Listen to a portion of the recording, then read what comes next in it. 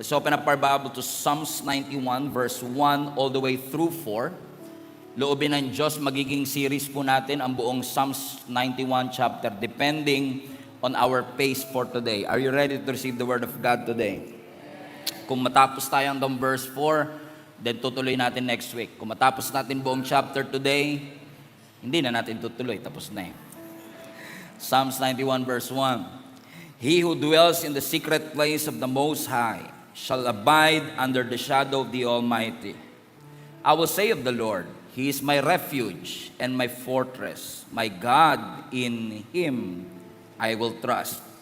For He will rescue you from every trap and protect you from every deadly disease.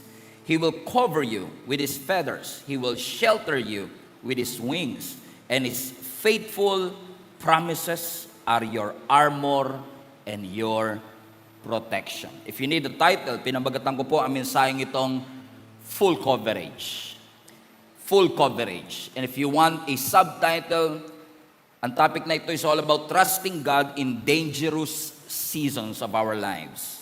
Full coverage. I believe this message is very timely. This chapter of the Bible is an assurance to each and every one of us na kahit napakadelikado at uncertain ng ating situation, pwede po tayong magtiwala sa ating Panginoon. If you agree with me, naniniwala ako na pag inobserbahan po natin ang mundong ginagalawan natin, life today feels unpredictable. Isang balita lang, pwede magbago ang mood mo. Isang chat na matanggap mo, pwede mag-create ng anxiety sa puso mo. And marami sa atin na nagtatanong at nababahala, paano pag nawalan ako ng trabaho? Paano kapag hindi nakatapos ang aking mga anak sa kanilang pag-aaral? Paano pag nagkasakit kami? Paano kapag hindi nangyari ang lahat ng plinano at pinaghandaan ko? Madalas po natin na itatanong ito because we spend so much time preparing for external things. Mga bagay katulad ng ekonomiya ng bansa. Paano ko paghahandaan yung pagtaas na naman ng langis? Ay, by the way, magro-roll back daw ng 1 peso. Praise God.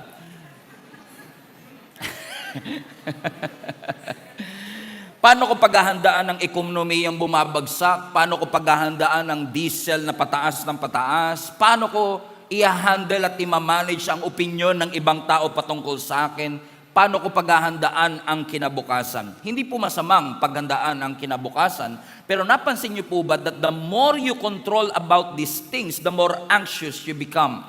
Habang kinokontrol po natin ang future na hindi natin alam at hindi natin hawak, nag-create po ito ng pagkabahala sa ating mga puso. That's why we are trying to prepare more. Nag-i-invest tayo, nag-iipon tayo, we calculate more, we anticipate more. But ang reality ng buhay, you can prepare for many things, but you cannot prepare for everything. Maraming bagay mapaghahandaan mo, pero hindi lahat ng bagay ay pwede mong mapaghandaan. Kasi kung lagi lang tayo nakatingin, ano ang susunod na mangyayari? Ano ang susunod na maging problema? Ano ang susunod na higanteng kakaharapin ko? Maganda pong attitude at character na pinaghahandaan po natin ang paparating. Pero tingin ko maganda rin po na kailangan lagi nating tanungin. Hindi lang yung external things na paparating, kundi ako ba ay covered kung sakaling dumating yung worst case scenario. Kasi pwedeng malakas ka pero exposed, pero ikaw din ay mahina pero covered. At alam nyo, kapag ikaw ay malakas pero exposed, mas malaki ang tsansang babagsak compare sa mahina pero covered. For example, yung usa, yung deer, lalo sa Africa, sa wild or sa open field.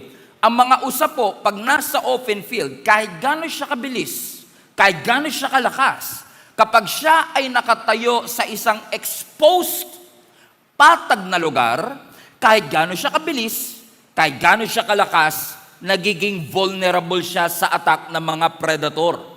Ang mga predator hindi na mag-aantay na manghina pa yung usa bago niya atakihin.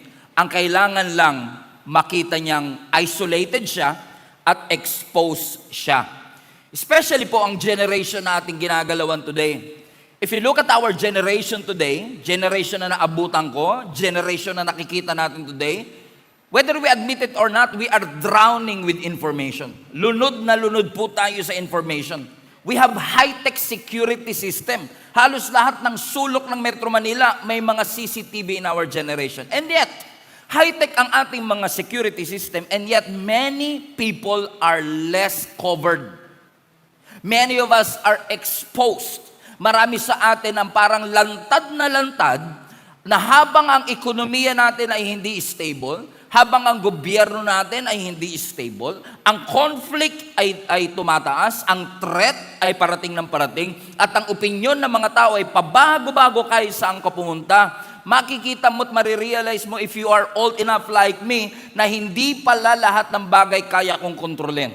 You are never meant to control what's happening globally. In fact, hindi natin siya kayang i-control, hindi natin dapat siya i-control, pero dapat tayo laging manalangin sa Panginoon na kung hindi ko makokontrol ang kinabukasan, Lord, we need your covering. We need your protection in our lives. Na hindi lang ako obsessed sa aking external uncertainty, na paano pag nawalan ako ng trabaho, paano pag tumaas sa mga bilihin, paano pag nalugi ang aking mga negosyo. Lord, we are all praying, not just na i-resolve mo ang external conflict, gusto po naming magkaroon ng internal stability. Sabihin mo nga sa katabi mo, you need internal stability. Put that in a comment section. Internal stability. That we need better planning, yes. We need to save more, yes. We need more resources. We need stronger strategies. But more than anything else, kailangan po natin ang pag-iingat ng ating Panginoon. Naniniwala po ako na ang pinakaligtas na lugar sa buhay, hindi po makikita dito sa mundo. Ang pinakaligtas na lokasyon sa buhay ay yung kasama natin ng ating Panginoon. Hindi geography, hindi building, hindi hiding spot somewhere on earth. The safest place in life is our relationship with our God. And I am talking about a person who lives near the presence of God. A person who is covered by His grace. Yan po ang context ng Psalms chapter 91. Ang Psalms 91 po ay sinulat para po sa mga tao na nangangailangan ng protection. Question, sino po sa inyo naniniwala you need God's protection in your life? Taas nga po ang kamay. Amen. We are praying, protektahan mo ang mga anak namin. Protektahan mo ang mga magulang namin. Protektahan mo ang anak ko nasa abroad, kamag-anak ko, mahal ko sa buhay. We all need God's protection. And Psalms 91 is specifically written sa mga taong nangangailangan ng proteksyon ng ating Panginoon. Isinulat po ito sa context ng kapahamakan. Isinulat po ito sa konteksto ng uncertainty at threat. Pansinin po ninyo, ang Psalms 91 sinulat wala pang modern medicine. Sinulat ang Psalms 91, wala pang security system. Ang atake sa Israelites, tuloy-tuloy. Ang disaster, biglang dumarating. And these chapters covers almost everything that we need if we want God's protection. In fact, kung babasahin niyo po yung buong chapter, I wish we have time. Kung titignan niyo ang buong chapter, kino-cover tayo ng Panginoon sa mga bagay na nakikita mo at hindi mo nakikita, at kino-cover ka ng Panginoon sa bagay na control mo at hindi mo control. And the Bible, and the chapter starts with Psalms 91 verse 1, wherein the Bible says, by the way, we don't know who wrote Psalms 91. Sabi nila si Moses, sabi nila si David. But it sounds like parang si David because kung compare mo sa ibang chapters ng Psalms na may same theme, parang pareho yung the way they wrote it. But either way, it doesn't matter because ang pinakamahalaga sa lahat is yung mensahe ng chapter na ito. Can we read this? Can we read verse 1 with me? Everybody now. He who dwells in the secret place of the Most High shall abide under the shadow of the Almighty. And I will say of the Lord, verse 2, He is my refuge and my fortress, my God, in Him I will trust. So based on this chapter, paano po tayo mamumuhay na covered ng kanyang protection? So how to live a covered life? Number one, if you want to live a life that is covered with God's protection, Number one, you need to position yourself within the proximity of His presence. Everybody say position. Now, if you want protection, position is necessary. Pasinin po ninyo. Kung ibabalik mo yung verse 1, as sabi po ng scripture, He who dwells. Now, hindi sinabi ng scripture, He who visits. Hindi sinabing yung mga bumibisita sa secret place ng Most High, they shall abide and remain under the shadow of the Almighty. And you can say, He is my refuge and my strength. Now, ang sabi ng scripture, lahat ng nananahan. Ibig sabihin, pag sinabi mong nagdudwell ka, it is an idea of remaining, it is an idea of sitting, it is an idea of staying. Everybody say, stay. Na sinasabi ng scripture, lahat ng nananatili. Hallelujah. Hindi lang bumibisita, kundi nananatili. He who dwells in the secret place of the Most High. Kapag tayo po ay nanatili within His fellowship, may pangako ang Panginoon na refuge and fortress. Hindi yung bumibisita, yung nananatili. Hindi yung bibisita ka lang kapag may emergency, kundi yung may emergency o nagpapasalamat, you are under His wings. When you dwell in God's presence, ibig sabihin, pinipili po ninyo na maging permanent habitation ang presensya ng ating Panginoon. Hindi lang tatawag kapag emergency, hindi lang tatawag kapag nagpapanik, kundi, Lord, I want my whole life. Amen. Na makaranas ng iyong presensya, na whether I am hungry or full, I will remain and stay in your presence. I will sit in your presence. I will stay in your presence. Nakakalungkot man po, napakaganda po ng Psalms 91. This Psalms 91 is called the protection verse, and we all want God's protection, correct? Is it safe to assume na lahat ng tao gusto ng protection? We all want protection in our lives. Pero mapapansin po ninyo na ang protection, biblically, is based on your position. Ang proteksyon, mararanasan mo kapag nasa tamang posisyon ka. At ano yung tamang posisyon na yon? Yung posisyon na ikaw ay nasa ilalim ng pakpak ng ating Panginoon. Are you with me, mga kapatid? Balik mo yung verse 1, ang sabi, He who dwells in the secret place. Now, pag sinabi nating secret place, hindi ibig sabihin yan tagong lugar sa bahay ninyo, na meron kang secret place doon na hindi alam ng magulang mo, hindi alam ng anak mo, hindi alam ng asawa mo. Pero ang ibig sabihin dito ng secret place is actually an inner place of fellowship with God. Ibig sabihin, if you dwell in His presence, if you remain in His presence, if you always choose to be in God's presence as your permanent habitation. Ang promise ng Lord may refuge. Ang promise ng Lord may fortress. So ibig sabihin, if I want strength in public, yung strength in public is born with my private meeting with God. If I meet Him in my secret place, if I pray to the Lord, if I call on Him, yung lakas na kailangan ko paglabas, nakukuha ko sa meeting ko sa Diyos, sa aking inner place. Na sabi ng Biblia uli, those who dwell in the secret place. Now, this is interesting, kasi hindi lang sinabing secret place, kundi inari ng writer ng Psalm 91 na yung secret place na ito of the Most High. Let's go to the verse again. He who dwells in the secret place of the Most High. And napapansin nyo mga kapatid, in-emphasize po dito yung sovereignty ng ating Panginoon. Yung pagiging powerful ng ating Panginoon. Now, this is very important. Kaya po siya importante because kung babasahin yung buong chapter ng Psalms 91, ang Psalms 91 po ay patungkol sa mga panganib. May mga arrows na lumilipad, may mga terror, may mga enemies, may mga distraction. Pero binanggit yung threat pagkatapos ma-establish na sovereign ng Diyos. Okay, hindi nyo ka naintindihan. Okay? Yung threat nasa succeeding verse. Kung babasahin mo yung verse 5, verse 6, verse 7, verse 8, makikita mo, inisa-isa ng writer ng Psalms lahat ng panganib na darating.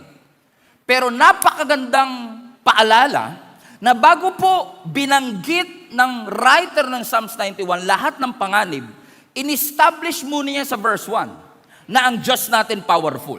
Ibig sabihin, nire-remind tayo ng ating Panginoon na yes, ang threat nandyan. Darating ang lahat ng struggles at challenges, pero wag niyong kakalimutan na kailangan solid at tama ang prinsipyo mo, ang paniniwala mo, na kahit gaano kalakas ang mga challenges, kalaki ang mga higante, ang Diyos mo mas powerful. Ang Diyos mo ay ay sovereign. Ibig sabihin, mataas sila pero may most high pa dyan.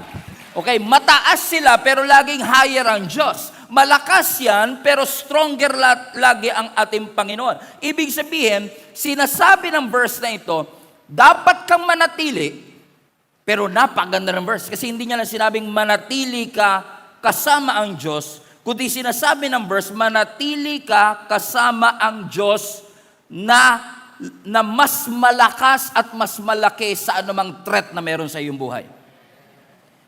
Amen. Kasi kung tatanggalin mo yung Most High, He who dwells in the secret place of God, marirealize mo, Lord, salamat, I want to be in your presence, and in your presence there is peace. In your presence there is protection. But the writer of Psalms 91 wants to remind each and every one of us, nagtatago ka sa ilalim ng pakpak ng Diyos na may control at mas makapangyarihan sa kahit ano pamang bagay. So, let's go back to verse again. So, those people who dwell in the secret place of the Most High, ano po kasunod? Shall remain, shall abide. Saan daw po? Under the shadow of the Almighty. Everybody say shadow. Now, very interesting yung part na ito ng scripture na binanggit na shadow, kasi sa pagkakaalam ko, if we are talking about protection and covering, ang shadow, makikita mo lang, mapapailalim ka lang sa shadow pag malapit sa'yo. May shadow ako ngayon pero hindi umaabot sa likod. Pero kung nandito ka sa tabi ko, pwede ka mapailalim sa shadow ko. So, ibig sabihin, kung ang protection ng Lord ay nasa ilalim ng kanyang pakpak, you have to stay in proximity with Him. Kailangan mo maging malapit sa Kanya to benefit with that protection. Okay. Ang ulan, hindi mo mapipigilan. Pag bumabagyo, hindi mo siya mapipigilan. Pero kung meron kang payong, lahat ng nandun sa ilalim ng payong ay hindi mababasa. Okay, pero kahit na magandang intensyon ng payong, kung hindi ka sisilong sa payong, come on, hindi mo matitake advantage yung benefit na ikaw ay nasa ilalim ng payong. Ganon din ang protection ng Lord. God wants to protect each and every one of us. Ayaw ng Diyos na mapahamak ang kanyang mga anak. But if you want to benefit from that protection of the Lord, you must stay under the shadow of His wings. Kailangan nasa ilalim ka ng pakpak ng ating Panginoon. Kasi hindi mo ma-experience ang shadow kapag malayo ka. Pag lumalayo ka, hindi ka susundan ng anino. So hindi ka susundan ng anino, iniiwan mo yung covering, ibig sabihin, ang pagiging safe pala, everybody say safe, ang safety pala hindi automatic. Ang safety positional. Depende kung saan ako nakapwesto. Ibig sabihin, pag lumayo ka sa presensya ng Diyos, masyadong magastos. In fact, literal ngayon yan, pag lumayo ka, magastos talaga ngayon eh. Tama? Pag lumayo ka, magastos. Alam mo, pag lumalayo tayo sa presensya ng Diyos, magastos. Kasi we make a lot of decisions na wala ang wisdom ng Diyos, wala ang kapayapaan ng Diyos, wala ang joy ng Panginoon, wala ang protection ng Panginoon. Nakakalungkot, pero napakarami po sa atin. Napunta na tayo sa stage na yon. Naakala natin we are too wise, too experienced, too educated to be amongst ourselves. Recently, I was watching a lot of documentaries in National Geographic about survival of the fittest, kung pamilyar kayo sa segment na yan ng National Geographic, kung saan yung relationship between predator and prey. Na kahit gaano kalakas ang leon, kapag yung mga usa ay magkakasama, hindi niya maatake. Ang inaantay ng leon, yung isang usa humiwalay sa flock. Because sometimes, sabi nga ng scripture, tayo ay kanyang mga tupa. At alam niyo ba, ang mga tupa, kailangan yan may herd, lagi silang sama-sama. Kaso talagang may mga tupang may tupak. Na bigla siyang mag-iisip na dito ko, tingin ko mas maganda dito sa shortcut na to. At magugulat ka na lang, babagsak siya, aray mo. Okay. Amen? Bakit? Ano sinasabi ng Scripture? Ang protection ng ating Panginoon is positional. Araw-araw may pagsubok.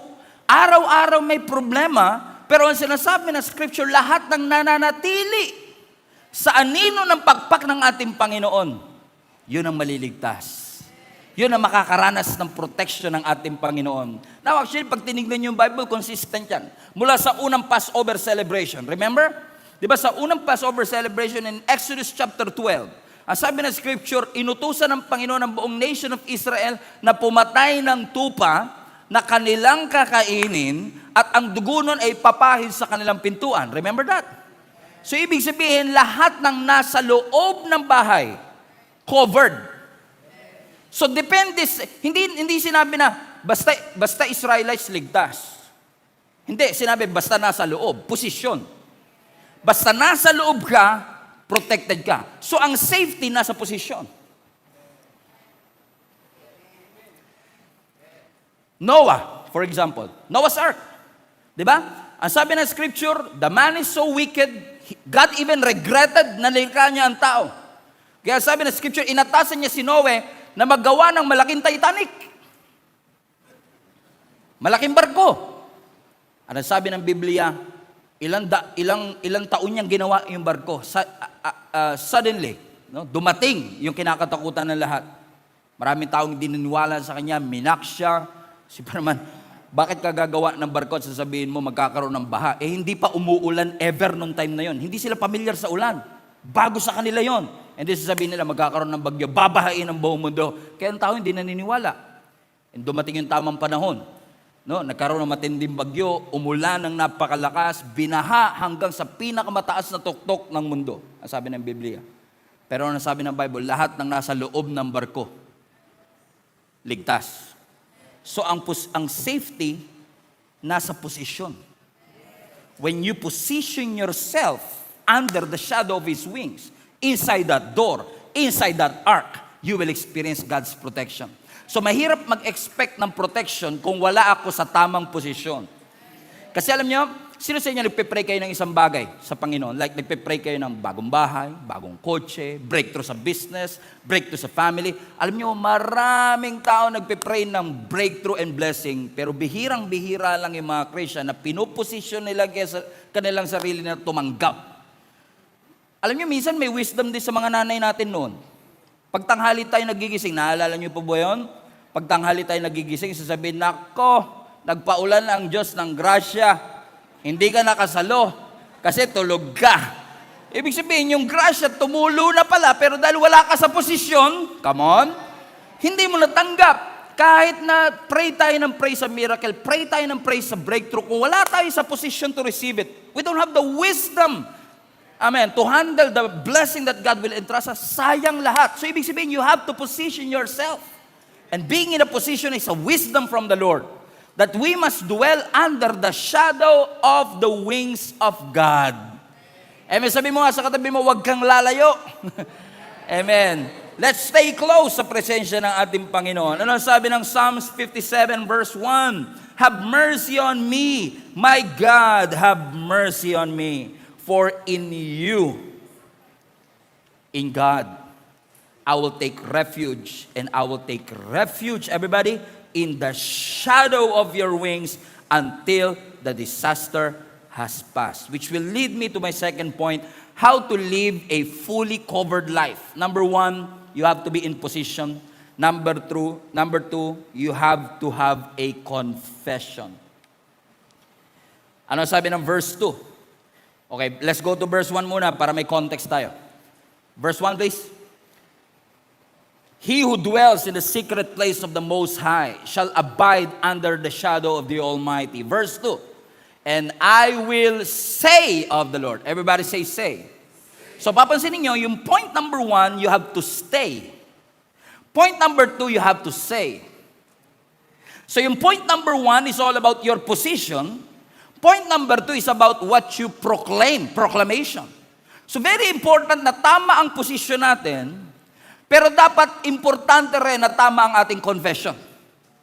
Na yes, I can see disaster, I can see problem, I can see challenges. I cannot control what's happening, but I can control what I can say. Amen? You cannot control what they post, but you can control what you post. Hindi mo makokontrol kung anong sasabihin ng tao patungkol sa iyo, pero makokontrol mo kung ano mararamdaman mo. So ibig sabihin, hindi natin makokontrol ang nangyayari sa mundo, pero there's still something that God allowed us to control. And that one thing is what? What you say. For example, Genesis chapter 1 verse 1. Sabi na scripture, in the beginning, God created the heavens and the earth. And the earth was without form and empty.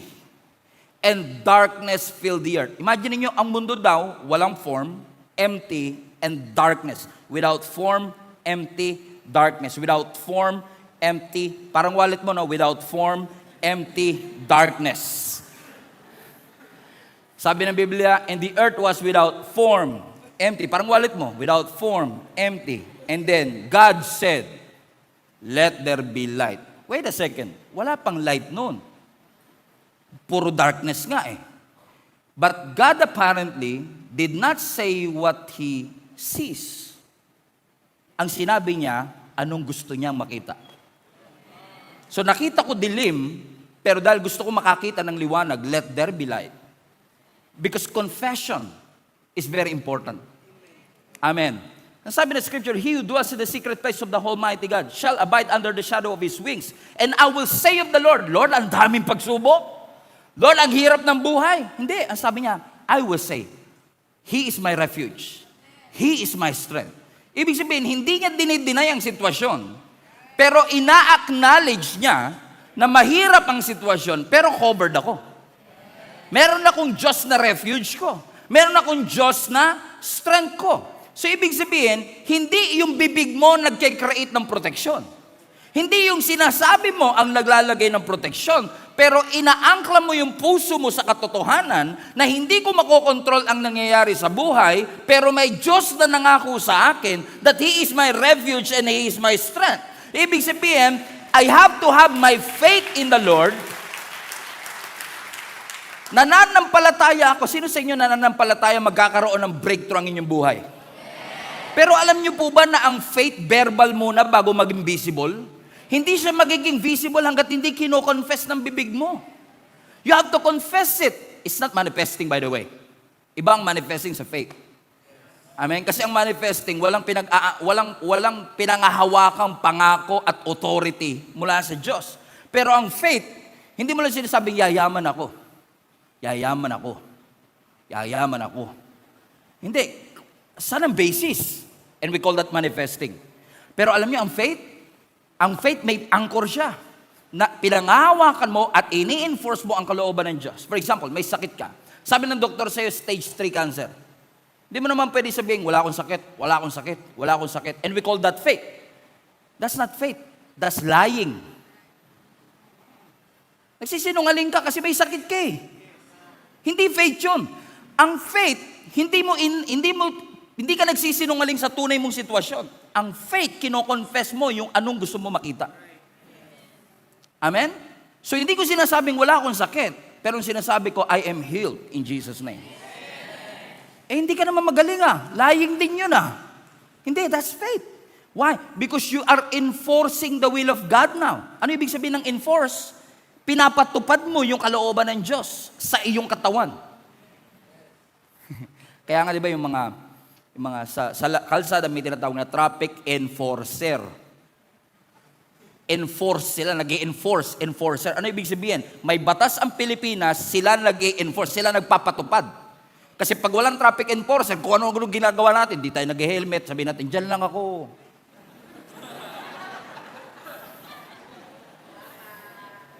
Di ba? Hindi naman ako, dyan lang naman ako sa kanto, hindi na ako mag-helmet. So, ang batas na Pilipinas, kailangan mo mag-helmet, kailangan mo mag-seatbelt. Okay? Yun yung batas. Pero, pag nandun yung traffic enforcer, come on, ini-enforce niya yung batas. So ganun na ang trabaho natin mga Kristiyano. When we pray, we don't just confess what's happening, we enforce the will of God. So Lord, hindi ko dinideny, sabi ng doktor, stage 3 cancer, but I enforce your will that our bodies will be healthy. Ikaw ang lumikha ng aming katawan, kabisado mo lahat ng cells sa aming katawan, and you have the power to command every cell of my body to fight off every cancer cell in my body, and I enforce that will in the name of Jesus. Now, hindi ka nagsinungaling, pero kinonfess mo at in-enforce mo yung kalooban ng Diyos sa iyong buhay. So nakita mo, wala kang pera. Ito, mahirap na confession to eh. Wala talaga eh. Ano gagawin natin? Hindi mo naman pwede sabihin, ang yaman ko. Hindi ka naman mayaman eh. Isisinungaling ka pag sinabi mo yun. Pero pwede mo sabihin, I enforce God's will in my life. The Bible says, He will provide for all my needs. Nawalan ako ng trabaho, but He is my provider. Wala kaming kinita this day, but He is my provider. Amen. I've been old and I've been young, sabi ni David, but I've never seen the righteous people forsaken by the Lord. Naging matanda ako, naging bata ako, pero hindi ko nakita ang mga taong anak ng Diyos na pinabayaan ng ating Panginoon, sabi ni David. Amen. Kino-confess mo ang kalooban ng ating Panginoon. Everybody say confession. Everybody say confession. Amen. So kung natatakot ka, halimbawa, paano kung di ako makabayad? Paano kung di na ako makalabas sa utang na ito? So ano ang prinsipyo yung tinuturo natin para protektahan ng Lord ang ating finances? First stage, stay. Position yourself. So you spend time with the Lord. You be in the presence of the Lord. Mahirap kasi enforce ka lang na enforce, di ka naman nagbabasa. Ano i-confess mo kung di mo alam yung word? Amen. So kaya maganda yung progression ng Psalms 91 eh. Kailangan position muna. Tsaka na yung confession. Position muna. Paano po position, Pastor? Every morning, I read. I stay. And then, yung nabasa ko, I will say. Okay? So next is confession. So, sabi mo, unang stage, I will stay. And then, ang sabi ng scripture, you will say, okay, Lord, you are my provider. You supply all my needs, and I trust you. Now, instead of confessing, takot ako. Nababahala ako. Kasi ang takot is always thinking about the worst case scenario. Kaya tayo na-anxious. Alam niyo po ang difference ng fear at anxiety? Yung fear, natatakot ka sa totoong bagay. Yung anxiety, natatakot ka sa create mong, imagination mong pwedeng mangyari. Kaya ang anxiety, natatakot ka sa bagay na hindi pa nangyayari, hindi pa totoo. Unlike fear, nakita mo talaga. Na-diagnose ka na. Diba? Yun yung fear. Yun difference ng fear at anxiety. And sometimes we became anxious kasi we are thinking about the worst case scenario. But thanks be to God. Yung refuge ni Lord, yun ang nagbibigay ng kapayapaan. Yun ang nag-a-assure sa atin about the secret place of the Most High God. Amen? Amen? Everybody say confession. Amen? Balik tayo sa verse na yun. Verse 2. Ang sabi ng scripture, I will say of the Lord, dalawa yung bagay na kanyang kinonfess. Number 1, He is my, He is my class, He is my refuge, and number 2, He is my fortress. Now the question is this, what's the difference between God being your refuge and God being your strength? Refuge muna tayo. Pag sinabi mong God is your refuge, para siyang bubong. Pag umuulan, hahanap ka ng masisilungan. So usually when you say God is my refuge, siya yung takbuhan ko sa mga krisis sa buhay ko. May mga bagay ba dumarating sa buhay niyo na bigla na lang dumarating? Wala kang payong, biglang umulan. Naghahanap ka ngayon ng refuge. Ang ganda ng plano mo, sabi mo, nung 2020 is a year of vision. Parang vision ko, 2020, klarong-klaro. Pero klaro ang vision, pero walang naka-anticipate sa ating may darating na pandemic. Correct? Ano ibig sabihin nun? Yun yung mga bagay na darating sa buhay mo na hindi mo inaasahan. Pero sinasabi ng writer ng Psalm 91, darating yung bagay na hindi ko inaasahan, Pero meron akong matatakbuhang Diyos na refuge ko sa panahon ng krisis. Unlike sa fortress, ang fortress ay established permanent location. So ang fortress, kung ang refuge bubong, ang fortress dingding. Nakatayo na siya bago pa dumating yung bagyo. Amen? So kung ang refuge, emergency situation, ang fortress, sustainable na sitwasyon. Kung sa refuge, tinatakbuhan mo siya pag nag-collapse ka, ang fortress, tinatakbuhan mo siya para hindi ka mag-collapse. Maliwanag ba? Okay. May picture ako dito. I don't think ko nahabol. Okay. We have a picture. This is the difference between refuge, fortress. Okay? Yung refuge, pag umuulan, doon ka tatakbo. Papatilahin mo lang yung ulan. Okay na. May mga ganyan ba kayo moments sa buhay ninyo? Nawalan ka ng trabaho. Napansin mo, negosyo, nalulugi. As I've said, na-diagnose ka sa isang terminal disease. Tumakbo ka kay Lord. Nag-pray ka, nakaranas ka ng kapayapaan. Tumakbo ka sa Kanya, kinover ka niya, refuge. Pero pag sinabi ng Lord, He is your fortress, iba to. Ano yung mga He is your fortress? Kasi, hindi lang natin kailangan ng Diyos pag may emergency. Kailangan din natin ng Diyos na mag-i-establish na magandang principle to protect us from harm. I mean, kailangan mo ng tatakbuhan sa krisis, pero kailangan mo rin ng wisdom para hindi na maulit. So you come to the Lord for wisdom. That's fortress. You come to the Lord for fortress, yung principles of the Word of God. So when you read the Scripture, when you read the Word of God, natututo ka sa prinsipyo ng Word of God, nakakapag-establish ka ng fortress. Pero minsan may mga darating sa buhay mo na hindi mo inaasahan mga pagsubok, na kailangan mong tumakbo sa Panginoon because you want Him to take refuge of you. Na kailangan mo ng masisilungan. And yet, ang ganda ng Bible. Ang sabi ng Scripture, ang sabi ng Biblia, ang Diyos natin hindi lang refuge pag may emergency. Siya rin yung parehong Diyos na nagbibigay sa atin ng prinsipyo how to live this life. How to navigate this difficult and challenging life. Why? Ang sabi ng writer ng Psalms 91, I will say of the Lord, Lord, Ikaw ang aking refuge, but at the same time, you are my fortress. So ang refuge, diyan ka tumatakbo kapag may crisis, pero ang fortress, yan yung lifestyle na binibuild mo to prevent you from collapsing. And we need both. We need both. By the way, hindi sinabi ng Scripture, He is my refuge and then my fortress. Hindi siya yung parang refuge ko siya ngayon, first stage, and then siya ngayon na magiging fortress ko. I mean, nagkamali ako, na heartbroken ako, sisilong ako kay Lord, tapos bibigyan niya na ako ng wisdom para hindi na maulit. Tama rin yun. Pero what if God is your refuge and fortress na hindi mo na kailangang dumaan sa krisis kasi nakapag-establish na ang Panginoon sa atin, na ang Diyos, hindi ka lang niya nire-rescue and then magbibuild siya ng security system later.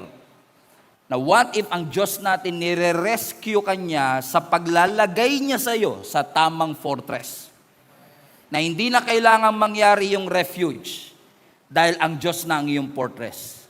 Na ang Diyos hindi lang natin tinatakbuhan bilang temporary shelter natin.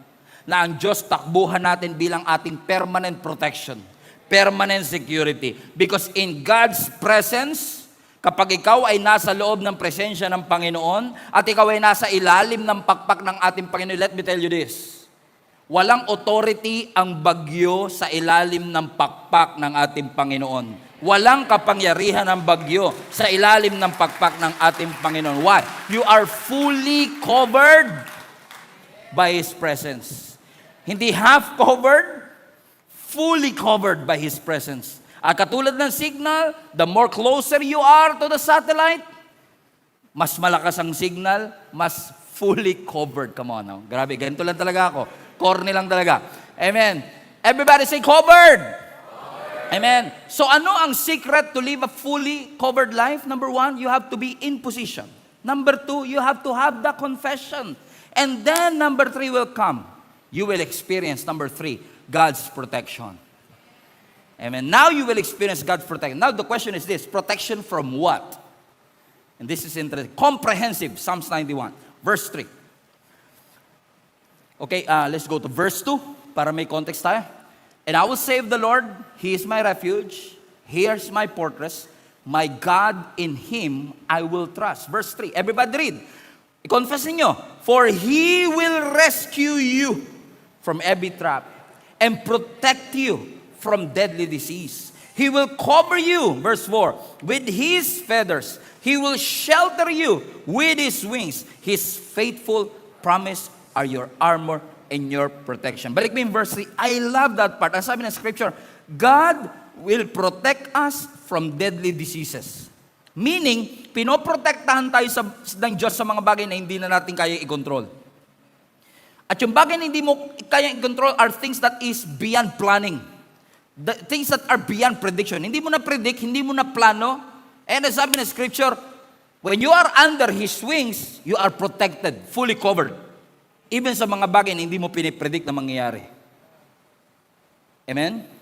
Kung insurance agent kayo, you will love this message, right? Amen? Because we are covered by His presence. Ano pa? Ang sabi ng verse 3, for He will rescue you. Where? Class? From every trap. So, God is protecting us sa bagay na hindi mo kayang kontrolin at pinoprotektahan ka ng Panginoon sa bagay na hindi mo nakikita. Kasi ang trap, walang patibong na obvious. I mean, lahat ng patibong hindi mo kita. At sabi ng scripture, He will rescue you from every trap.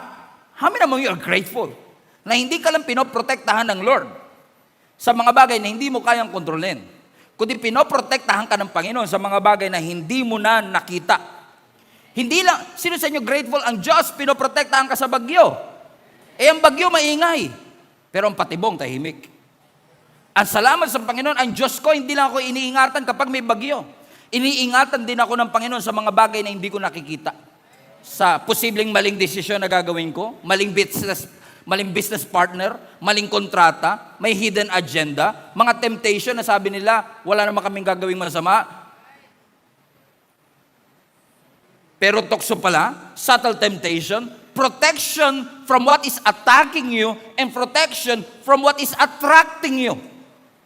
Bagay na ginagamit ni Satan na patibong sa bawat isa sa atin, that God is protecting us from temptations and enemies and even uncertainties. And on top of everything, pinoprotect ka niya sa bagay na hindi mo kayang i-control, pinoprotect ka niya sa mga bagay na hindi mo makikita. At sabi ng verse 4, He will cover you with His feathers. He will shelter you with His wings. Have you seen this, mga kapatid? Come on, verse 4. Knock, show it. Okay. He will cover you with His feathers. He will shelter you with His wings. Napansin niyo ba yung pronoun? Hindi niya lang sinasabi, He will cover you with feathers. He will shelter you with wings. No. He will shelter you with His wings. He will cover you with His feather. So, ibig sabihin yung nagpo-protekta sa'yo, hindi lang strategy, hindi lang system. Siya mismo. Personal protection. Come on now. Hindi ka lang protected ng isang insurance company. Hindi ka lang protected ng dami ng pera mo sa bank account. Hindi ka lang protected ng napakarami mong doktor o attorney na yung, dami mong attorney sa iyong buhay. Pero ang sabi ng scripture, I protected you. Kasi may mga bagay, we respect doctors, we respect attorneys, pero may mga bagay na pwedeng hindi nila makita. May mga bagay na hindi nila pwedeng masolusyonan. Because with man, it is impossible. But with God, all things are possible. Amen? Amen? So the promises of God, and ang sabi ng verse 4, let's go to verse 4. He will cover you with His feathers. He will shelter you with His wings. And I love that last part, and I will close with this. And His faithful promises are your armor and your protection. Put that in the comment section. Kung naka-watch party kayo, sabihin nyo sa inyong mga katabi, God's faithful promise is my armor and my protection. Hallelujah. Hindi sinabi ng Lord na walang aatake sa inyo, walang bagyong darating, pero sabi niya kung dumating man, ako ang armor ninyo. Ibig sabihin, ang araw mag-i-exist pa rin, ang atake nandyan pa rin, pero hindi yan makaka-penetrate. Kasi, ang pangako ko mismo, ano yung pangako niya? Ako refuge mo. Ano pangako niya? Ako ang fortress mo. Ano pangako niya? Ako magpo-provide sa iyo. Ano pangako niya? Ako magde-deliver sa iyo.